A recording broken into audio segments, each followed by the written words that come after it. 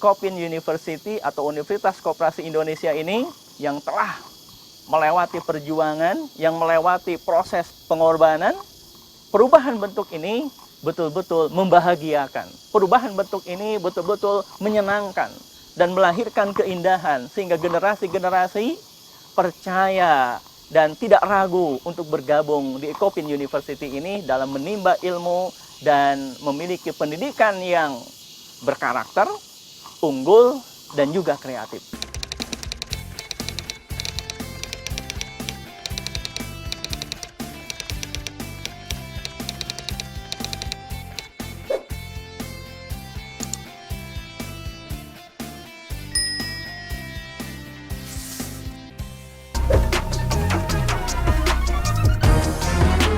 Assalamualaikum warahmatullahi wabarakatuh. Alhamdulillah, nahmaduhu wa nasta'inuhu wa nastaghfiruh wa na'udzu billahi min syururi anfusina wa min sayyiati a'malina. May yahdihillahu fala mudhillalah wa may yudlilhu fala hadiyalah. Asyhadu an la ilaha illallah, asyhadu anna Muhammadan abduhu wa rasuluhu la nabiyya ba'dah. Allahumma shalli ala Muhammad wa ala alihi wa ashabihi ajma'in. Amma ba'd. Faqala Allah Ta'ala fil Qur'anil Karim, a'udzu billahi minasyaitonir rajim. Bismillahirrahmanirrahim. Ya ayyuhalladzina amanu kutiba alaikumusiyam kama kutiba alal ladzina min qablikum la'allakum tattaqun. Wa qala Rasulullah sallallahu alaihi wasallam, man shoma ramadhana imanan wa ihtisaban ghufira lahu ma taqaddama min dhanbihi. Sadaqallahul azim wa sadaqa rasuluhul karim wa nahnu ala dzalika minasyahidin. Pemirsa Ikopen TV yang berbahagia dan mudah-mudahan senantiasa dalam lindungan Allah serta mendapatkan rahmatnya. Puji syukur kehadirat Allah Subhanahu wa taala yang alhamdulillah dalam kesempatan yang berbahagia ini kita bisa menyajikan sebuah konten dalam rangka Ramadan yang mudah-mudahan ini bisa menjadi renungan dan juga bisa mendapatkan hikmah yang bisa kita petik. Shalawat serta salam semoga Allah senantiasa curah limpahkan kepada Nabi besar Muhammad sallallahu alaihi wasallam. Dan kali ini bahwa kita sudah berada di ujung Ramadan yang tentu ini akan bisa melahirkan dua hal. Setidaknya ada sebagian orang yang melaksanakan ibadah puasa ketika di akhir ini disambut dengan sukacita. Ada pula orang yang berpuasa justru melahirkan sebuah kesedihan. Yang sukacita menyikapi karena ada perjuangan, ada pengorbanan yang selama sebulan penuh menahan lapar, menahan dahaga, menahan hal-hal yang membatalkan puasa. Kedua adalah orang-orang yang justru merasa bersedih hati saat mau meninggalkan bulan Ramadan itu. Harus kita sadari bahwa sebagian besar kita tentu ibadah puasa di tahun ini bukanlah yang pertama. Bisa jadi ini merupakan sudah tahun ke-11, tahun ke-12, atau tahun yang sudah puluhan tahun kita melaksanakan ibadah puasa. Namun bahwa kesedihan itu muncul karena ada sebuah kondisi bisa jadi tahun depan tidak bertemu kembali di bulan Ramadan. Dan ini harus kita sadari, harus kita pahami bahwa hanya di bulan Ramadan lah segala pahala dilipat gandakan. Hanya di bulan Ramadan lah bahwa amalan-amalan betul-betul akan menuai keberkahan. Hanya di bulan Ramadan pula lah akhirnya kita ada peluang untuk terbebaskan dosa-dosa kita. Dan ini tentu menjadi sebuah kerinduan bagi sebagian orang. Dan akan ada muncul kerinduan itu, harapan-harapan bisa melahirkan untuk tahun depan bertemu kembali. Bahkan di bulan-bulan sebelum bulan Ramadan senantiasa ada doa yang agar kita bisa bertemu kembali dengan bulan Ramadan itu dengan bunyi doa, Allahumma barik lana fi Rajab wa Sya'ban wa balighna Ramadan. Kita berharap agar bulan-bulan sebelum Ramadan mendapatkan keberkahan, dan kita berdoa agar disampaikan dan dipertemukan di bulan Ramadan untuk kembali melaksanakan ibadah puasa. Ayat yang dimunculkan tadi yang mudah-mudahan bisa menjadi renungan kita bersama, surat Al-Baqarah ayat 183. Ya ayyuhalladzina amanu kutiba alaikumusiyam kama kutiba alal ladzina min qablikum la'allakum tattaqun. Dan hadis yang juga disampaikan, man shoma ramadhana imanan wahtisaban ghufira lahu ma taqaddama min dzanbi. Pemirsa Ikopin TV yang berbahagia, dua dalil tersebut sebenarnya ada makna, ada pemahaman kausalitas, ada hubungan sebab akibat. Betul, di dua ayat itu atau di dua dalil tersebut ada dua jaminan. Pertama dari Al-Quran bahwa di situ ada jaminan terbentuknya pribadi-pribadi yang takwa. Yang kedua dari hadis akan ada jaminan mendapatkan ampunan dari Allah Subhanahu wa Ta'ala. Namun dua jaminan yang berbeda itu sebenarnya faktornya satu, sama-sama. Di ayat Al-Quran yang berbunyi ya ayyuhalladzina amanu kutiba alaikumusiyam, di situ ada faktor keimanan untuk bisa melahirkan pribadi yang bertakwa. Begitupun saat hadis yang berbunyi ghufira lahu ma taqaddama min dzanbi, akan mendapatkan fasilitas dan jaminan dari Allah ampunan dari dosa-dosa kita terdahulu yang sudah kita laksanakan, yang sudah kita lakukan. Itu pun penyebab utamanya saat memang memiliki keimanan. Sehingga barangkali yang harus kita betul-betul pahami adalah iman yang seperti apa, atau ada indikator keimanan yang seperti apa yang bisa melahirkan jaminan tersebut, jaminan pribadi takwa, jaminan ampunan dari Allah Subhanahu wa Ta'ala.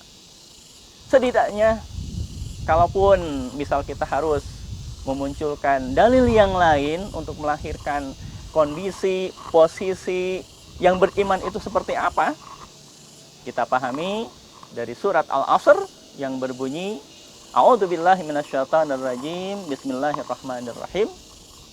Wal asri innal insana lafi khusrin illal ladzina amanu wa amilus sholihat wa tawasaw bil haqq wa tawasaw bis sabr. Didapatkan, ditemukan dari surat Wal Asri ini, surat Al-Asr ini ada tiga hal untuk bisa mengiringi, mendukung posisi kita beriman. Pertama, di situ adalah amilus sholihat. Keimanan harus dibuktikan dengan lahirnya amal soleh yang kita lakukan, yang kita istiqomahkan. Yang kedua adalah tawasaw bil haqq. Kita senantiasa memiliki aktivitas, memiliki kegiatan untuk menyampaikan hal-hal yang benar, menyampaikan hal-hal yang baik. Dan yang ketiga di surat Al-Asr ini, kita harus tawasaw bis sabr, senantiasa memesankan, senantiasa bertausiah untuk melahirkan kesabaran-kesabaran entah bagi dirinya sendiri ataupun bagi orang lain. Ada lagi hadis yang berbunyi, man kana yu'minu billahi wal yaumil akhir fal yakul khairan aw liyasmut. Wa man kana yu'minu billahi wal yaumil akhir fal yukrim jarahu. Wa man kana yu'minu billahi wal yaumil akhir fal yukrim dhaifahu. Yang kalau kita lihat bahwa di hadis ini pun untuk membuktikan keimanan ada tiga hal. Pertama, falyakul khairan aw liyasmut. Orang beriman itu senantiasa, kalaupun harus berkata, kalaupun harus berucap, adalah perkataan atau ucapan yang baik. Dan bila memang tidak ada hal-hal yang baik yang akan disampaikan ataupun diucapkan, falyasmut. Diam itu lebih baik. Yang kedua, indikator dari keimanan yang dimunculkan dari hadis ini adalah falyukrim jarahu. Orang yang beriman itu harus senantiasa memuliakan tetangganya. Ini tentu merupakan momen yang relevan di bulan Ramadan ini. Banyak makanan, banyak minuman yang memang bisa di-sharing, bisa dibagi. Nah, hanya barangkali ada tradisi yang memungkinkan kita saling kirim-kiriman makanan ataupun hidangan ke tetangga-tetangga kita. Nah, ini barangkali kebiasaan-kebiasaan tersebut harus kita pertahankan. Karena dengan seringnya kita berbagi makanan ke tetangga-tetangga kita, bisa jadi itu merupakan sarana untuk memuliakan tetangga-tetangga kita.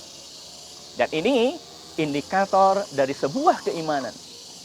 Yang ketiga, bahwa fal yukrim doifahu. Indikator keimanan berdasarkan hadis ini bisa juga dimunculkan dengan kita punya kebiasaan memuliakan tamu. Tentu barangkali di momen bulan Ramadan ini, tamu yang datang berbagai kepentingan. Salah satu yang bisa mengejutkan dahi kita adalah saat memang dengan tantangan Idul Fitri, dengan tantangan Hari Raya, seringkali tamu yang datang justru meminta pinjaman. Nah, kondisi seperti ini merupakan sebuah tantangan. Bagaimana membuktikan fal yukrim doifahu agar kita tetap bisa memuliakan tamu-tamu kita. Entah yang memang tamu akan membuat kita senang, atau tamu yang justru akan memprihatinkan sehingga kita harus memberikan pinjaman. Namun di sini indikator keimanan harus tetap untuk bisa memuliakan tamu-tamu kita. Pemirsa Ikopin TV yang berbahagia, bahwa indikator-indikator keimanan yang kita dapat dari dua dalil tersebut, yang pertama surat Al-Asr, yang juga ada 3 indikator, dan di hadis ada 3 indikator. Ini sebenarnya keimanan dibuktikan dengan ada amal-amal yang bersifat sosial. Sehingga pembuktian keimanan tidak hanya untuk diri sendiri, tapi bagaimana bisa mencerminkan kepada pihak lain. Sehingga barangkali semangat puasa kita ini bisa belajar dari binatang-binatang ataupun dari hewan-hewan yang kebetulan juga sebetulnya ada yang memiliki aktivitas puasa. Kita bisa contohkan ada ulat. Ada ular. Yang di situ dampak dari puasa ulat, dampak dari puasa ular ada perbedaan. Kita tahu bahwa ada kondisi ular itu berpuasa karena ingin mengganti kulit. Ada kondisi ulat itu berpuasa justru akan merubah. Asalnya ulat menjadi kepompong, kemudian menjadi kupu-kupu. Berbeda tadi dengan ular. Ular berpuasa mengganti kulit. Sedangkan ulat berpuasa untuk merubah bentuk. Yang tentu baik ulat maupun ular dari sisi karakter setelah berpuasa akan berbeda. Ular berpuasa itu hanya merubah kulit, tapi karakternya masih tetap sama. Yang dimakannya masih tetap sama, dan akan tetap dinamakan ular. Berbeda dengan ulat. Saat ulat itu berpuasa, maka yang lahir perubahan bentuk menjadi kepompong, menjadi kupu-kupu. Yang asalnya menjijikan, asalnya menggelikan, akhirnya begitu menjadi kupu-kupu malah membuat senang. Kita berpuasa sekarang selama sebulan penuh di bulan Ramadan ini akan mengkondisikan diri kita sebagai puasa ulat atau puasa ular. Apakah kita hanya mau cukup puasa kita merubah kulit kita, baju kita, hiasan kita, dengan kondisi masih tetap karakternya tidak berubah? Atau justru kita pingin puasa kita berdampak seperti ulat yang di situ menuai keindahan-keindahan yang akhirnya dampak sosial, orang-orang malah berdekatkan dengan kita untuk hal-hal yang baik karena indahnya kita, akhlak kita, kepribadian kita, karakter kita yang memiliki perubahan. Itu yang mudah-mudahan sekelumit bisa kita renungkan dan bisa kita ambil hikmah dari perjalanan kita melaksanakan ibadah saum ini. Terakhir, bahwa Ikopin ini merubah bentuk.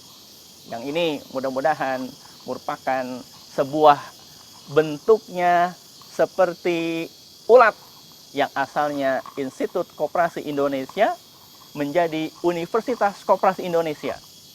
Yang tentu di situ ada perubahan-perubahan, ada karakter-karakter yang mudah-mudahan kita doakan bersama agar Ikopin University atau Universitas Koperasi Indonesia ini yang telah melewati perjuangan, yang melewati proses pengorbanan, perubahan bentuk ini betul-betul membahagiakan. Perubahan bentuk ini betul-betul menyenangkan dan melahirkan keindahan sehingga generasi-generasi percaya dan tidak ragu untuk bergabung di Ikopin University ini dalam menimba ilmu dan memiliki pendidikan yang berkarakter, unggul, dan juga kreatif.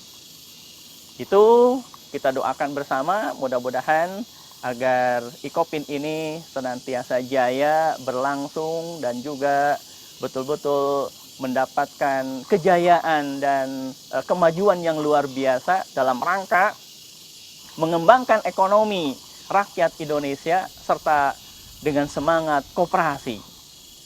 Terakhir, tentu sejauh ini bahwa perjalanan kita melaksanakan hidup dan kehidupan ini dalam bergaul, dalam berinteraksi, ada kesalahan, ada kekurangan, ada kelemahan, ada dosa yang tercipta oleh masing-masing kita.